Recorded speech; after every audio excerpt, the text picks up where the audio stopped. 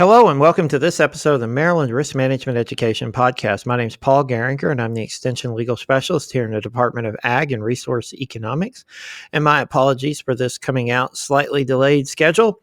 This time of year, I ended up with few more meetings than I was planning on doing, and it kind of cut into some of my ability to record podcasts. So we're back this week. We should be back in 2 weeks with another episode, so we should get back on track with the every other week schedule, and then we may have a slight delay with the next episode, just depending on how my schedule works out coming back from a big trip and my ability to get something recorded for you guys and out there. I hope to be able to do that before I leave and get one more of these on the books and have it scheduled out, so then when I get back I have a week or so to get another one out.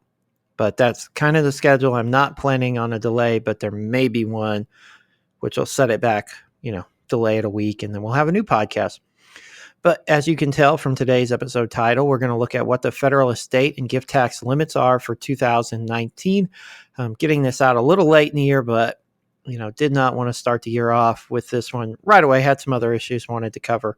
But each year, typically in November, sometime around the end of the year, so for 2019, it would have been November of 2018, the IRS announced the revised federal estate and gift tax limits for 2019.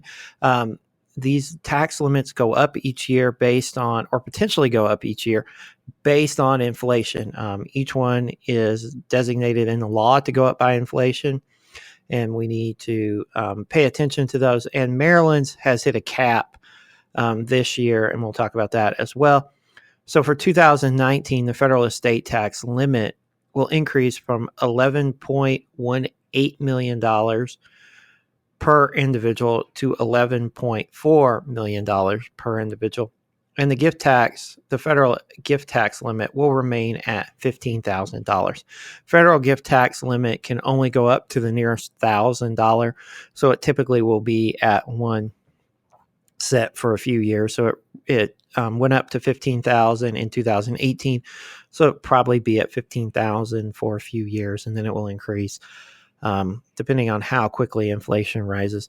In Maryland, at least for the estate tax, it increased to $5 million per individual, up from $4 million in 2019 or 2018. But this number will stay the same in Maryland. It's not going to go up based on inflation in the coming years. The General Assembly will have to change it. So for 2019, the federal estate tax limit will increase from $11.4 million for an individual and $22.8 million for a couple. The taxable estate is calculated as the gross estate minus any allowable expenses and deductions. And if you want to get into more details on that, you might want to talk to an accountant. I have a simple example for you, and I have a link to this post in the show notes. You'll be able to get to it and see the example. If my words reading it to you do not do it justice, and you need to think about how it would operate and read through it and kind of work it out in your own way. So, for example, a farm couple has a taxable estate of $23 million and both pass away in 2019. The couple's heirs may exempt up to $22.8 million from federal estate taxes, and they would only owe estate taxes on that remaining $200,000. The federal estate tax rate is 40%. This means the heirs would owe about $80,000 in estate taxes, at least to the federal government. One last note on these federal estate taxes: a surviving spouse has an unlimited marital deduction, so you can pass as much as you want on to your surviving spouse without them having to consider estate taxes. But then upon the death of the surviving spouse, all of the unused federal estate tax limit is then included in their own estate tax limit. This idea is known as portability, and I'll include some information to portability down in the show notes as well. It also requires that the estate file appropriate tax documents to preserve it for the surviving spouse. The other thing to pay attention to is you cannot get remarried during this time frame. So if you are the surviving spouse, you have to stay unmarried. If you get remarried, you lose that ability to use that portability. The federal tax law also allows each spouse to gift up to $15,000 to one individual without that individual incurring federal gift taxes. This exemption is tied to inflation, so it only can go up to the nearest dollar, $1,000, as I said earlier. So typically, it does not go up as quickly as a federal estate tax limit. And for couples, they would be able to give $30,000 each year tax-free to an individual. Any gift tax over $15,000 per person would then be deducted against that federal estate tax exemption.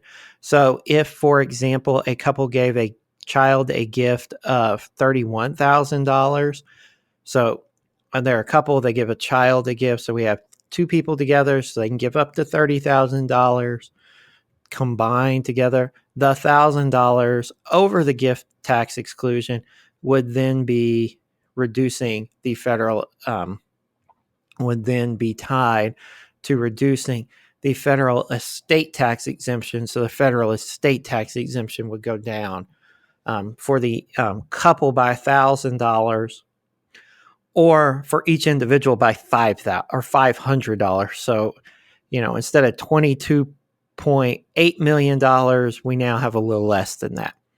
So there are strategies involved in all of this. So you should talk to tax professionals to help you take advantage of some of the tax provisions that are out there that allow you to kind of pass your estate on without incurring gift tax or federal estate taxes upon your death. In 2018, the Maryland General Assembly set the state estate tax exemption at $5 million. And it is not indexed to inflation, so it does not increase annually. For a couple, this exemption would be $5 million with portability. In 2018, the Maryland General Assembly did give couples the right to portability that exists in federal law. So, for example, if a farm couple passes away in 2019 with a taxable estate of $11 million, then the heirs would owe Maryland estate taxes on the $1 million. That's the amount over the exemption. They would owe no federal estate taxes because it's under the exemption. Maryland estate taxes set at 16%. The state estate taxes would be around $160,000 on that estate. The other thing to note about Maryland estate tax law is in 2012, the state of Maryland created a special program for qualified agricultural property.